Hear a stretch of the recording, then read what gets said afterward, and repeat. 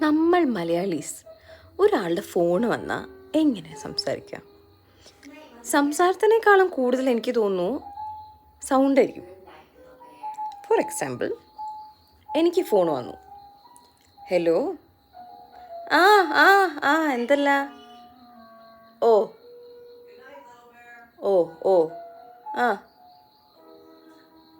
ആ ആ ആ ഓക്കെ ഓക്കെ ആ ആ ആ ഓ ഓ അതെയോ? ആ ആ ആ ആ ആ ആ മനസ്സിലായി. ആ ആ ആ ആ ആ ആ ആ ഏ ഓ കൊള്ളാം. ആ ആ ആ ആ ആ ശരി ശരി. ആ ആ ആ ശരി. ആ